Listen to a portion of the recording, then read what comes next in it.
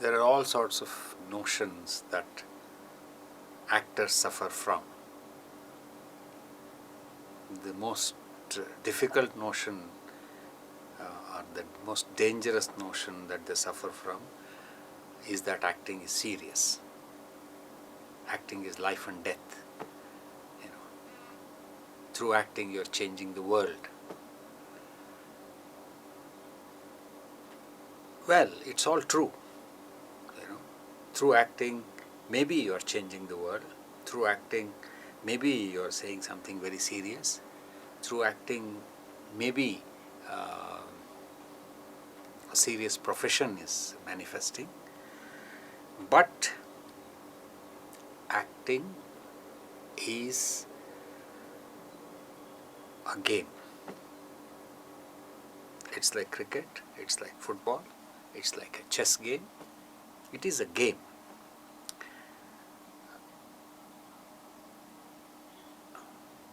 Like all games, this game also should be played through enjoyment. You have to enjoy playing the game. You know, when a great test cricketer like, let's say, Tendulkar goes on the field, everybody is thinking that he is going as the representative of India and he is going to bash up the Pakistanis through his batting. But Tendulkar himself knows that he is playing a game. And unless he concentrates on the game, unless he enjoys the game, I think I used a wrong word. It's not concentrating the game, it's enjoying the game. Unless he enjoys the game, he's not going to last there. So for an actor also, the first thing is that she should enjoy the game. Enjoy the game of acting. It's a very profound thing that I am saying. You know, enjoying the game of acting should happen in every aspect of acting. You should enjoy the game of acting while performing a tragic role. You should enjoy the game of acting while performing a comic role. You should enjoy the game of acting while performing a dangerous villain. There is an inherent enjoyment in you. Only that is going to make your acting successful. You know, if I have to give an illustration, Brecht was once asked about what do you do? You are an artist. What do you do in dark times? He wrote a beautiful little poem on that, and in that poem he says, well, I sing the dark times. You see, singing is my way. So dark times I sing, daytime I sing, beautiful times I sing, bad times I sing. That's very, very crucial for an actor to enjoy. So this then leads to also structural problems of acting. The aspect of game now goes into various structural aspects of the game. For example, what do you do on the first day of the game? What do you do the first day you have gone into the cricket field? You don't even know. You have never held a cricket bat. You've never held a cricket ball. You've never played this game. And then you're pushed into batting. So what do? You will still play?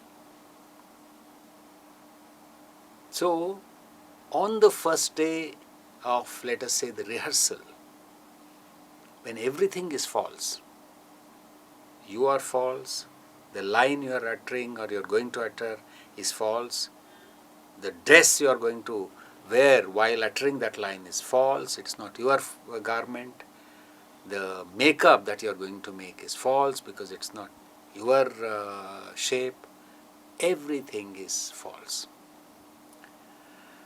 So this aspect of enjoyment tells you, enjoy that.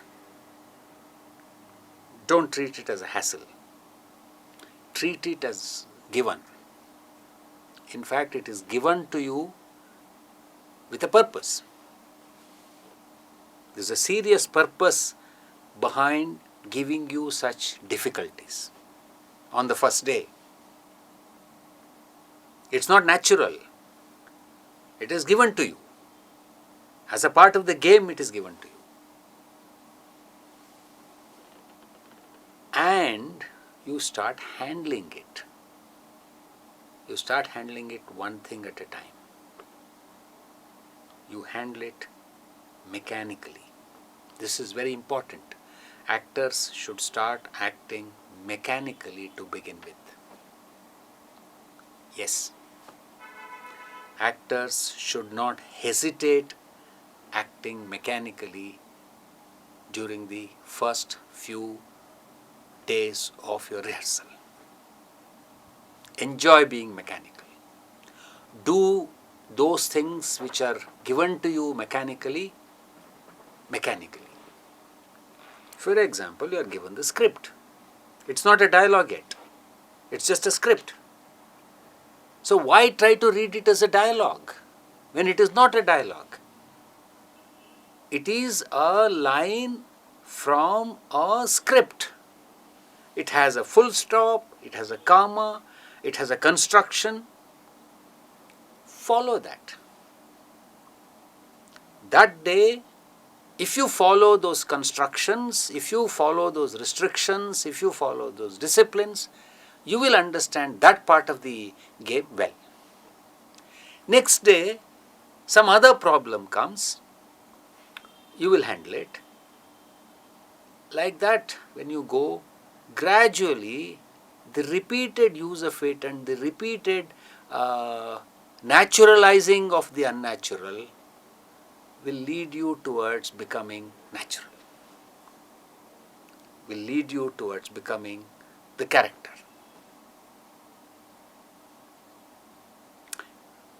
Let me give an example. Suppose you have to, weep in a scene. On the first day, don't feel bad that you are not able to weep. Feel good that you are not able to weep on the first day. For heaven's sake, why should you weep? You've just come from home, you've had a nice breakfast, you're sitting in a nice classroom or a rehearsal room. Why should you weep? So what should you do? Mechanically do an imitation of weeping when that time comes.